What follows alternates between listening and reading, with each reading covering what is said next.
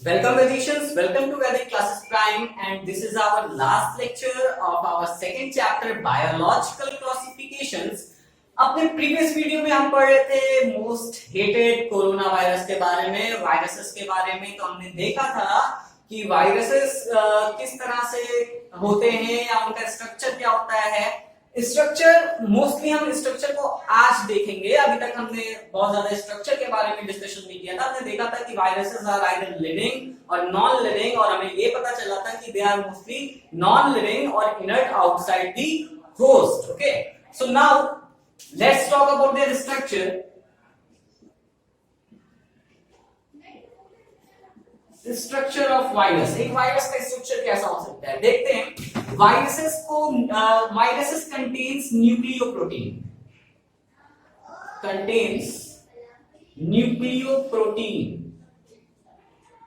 और we can say protein contains protein, and the second thing is genetic material।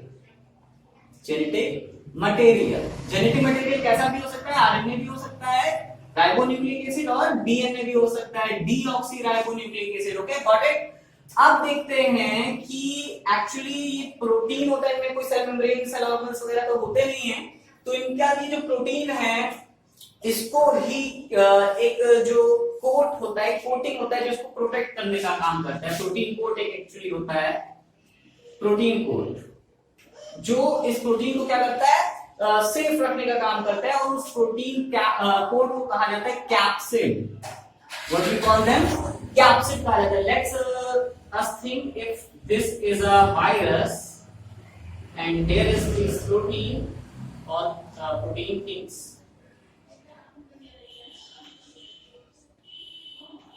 So this is capsid, okay? This is capsid, the protein code, the capsid, okay?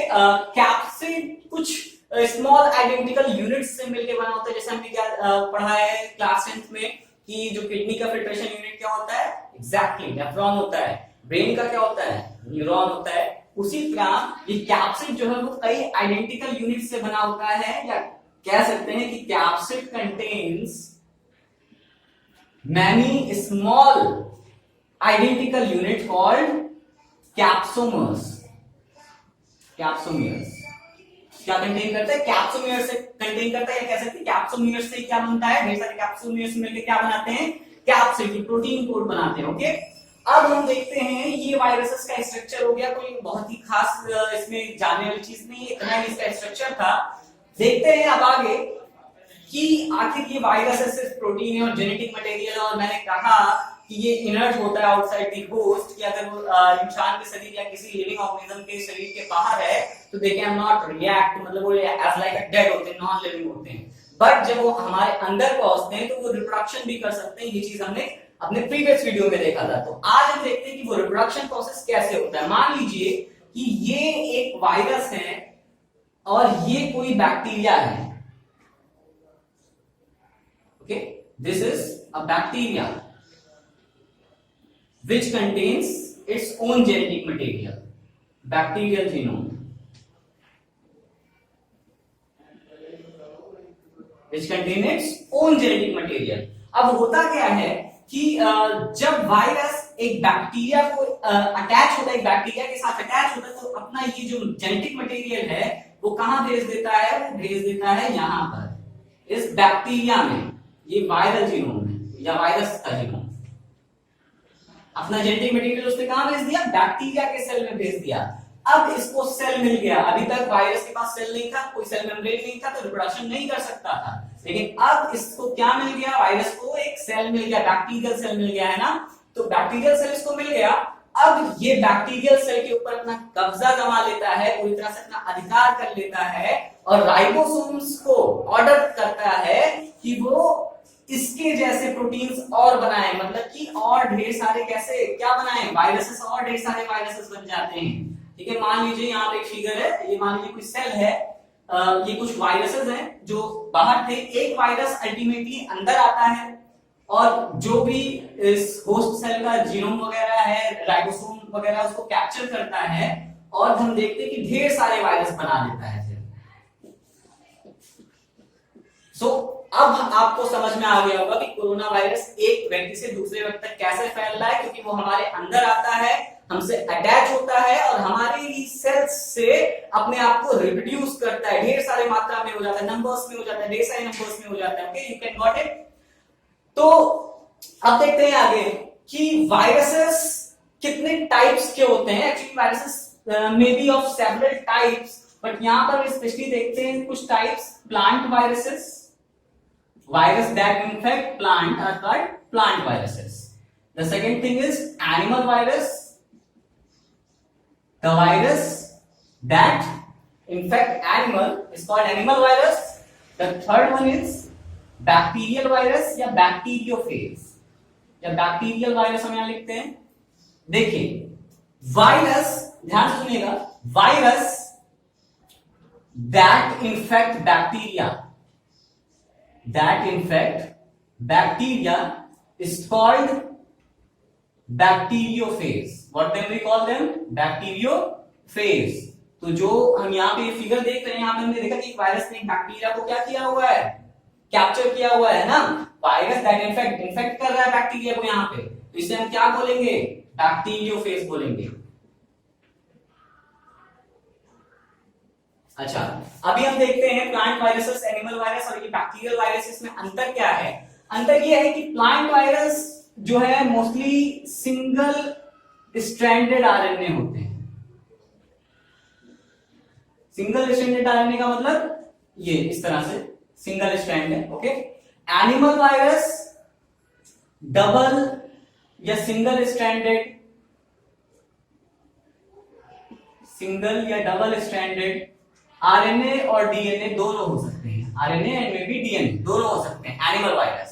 And the third is the bacterial virus. ये double mostly या almost every time double stranded DNA ही होते हैं, double stranded DNA जो bacterial virus है, double stranded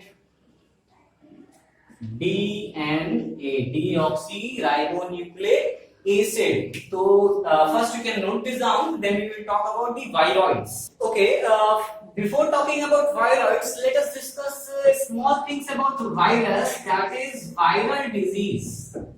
And now इसको discuss करने वाली चीज तो है नहीं, क्योंकि आप सब जानते हैं आजकल सबसे ज्यादा डिजीज इसी से हो रहा है। कोविड-19 के केसेस हम देख रहे हैं कि किस तरह दिन पर दिन बढ़ते जा रहे हैं। यूएसए में इवन 1 लाख से ऊपर लोगों की मौत हो चुकी है और इंडिया में भी ये आंकड़ा धीरे धीरे बढ़ता जा रहा है। तो मुझे लगता है कि अब हमें अपने स्टडी पैटर्न भी बदलने का समय आ गया है।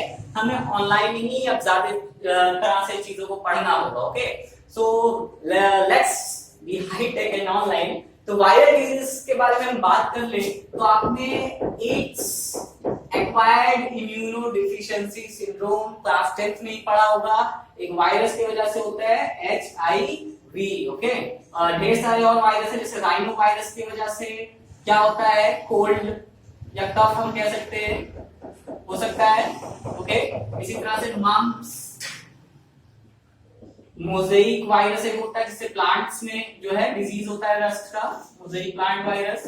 तो इस तरह से ढेर सारे डिजीजेस कॉज करने का काम करता है कौन, हमारा वायरस। ओके, तो this is all about the virus. Now I am going to talk about the viroid, viroid या viroid. Okay, you can call them viroid. अब देखते हैं विरॉइड और वायरस में आखिर अंतर क्या है। नाम काफी सिमिलर लग रहा है। तो विरॉइड मींस वायरस लाइक, इसका मतलब ही क्या होता है, विरॉइड मींस वायरस लाइक, मतलब ये कैसे होते हैं, वायरस के ही जैसे होते हैं। लेकिन याद रखिएगा ये वायरस के ही जैसे होते हैं लेकिन उनसे स्मॉल होते हैं, smaller than viruses,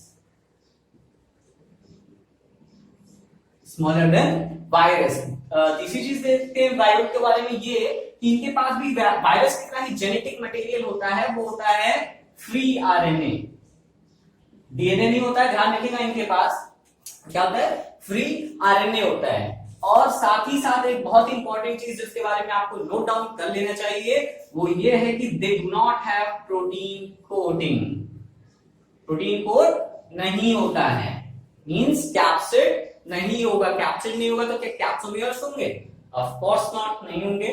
so they do not have protein code और कैप्सिड और capsomeres. Now this is all about this chapter. This is the last topic of the chapter. We will start the next chapter very soon, and I am going to take a online test for you all. So be well prepared for the chapter number 2 online test. और दूर रहिएगा इससे. Thank you.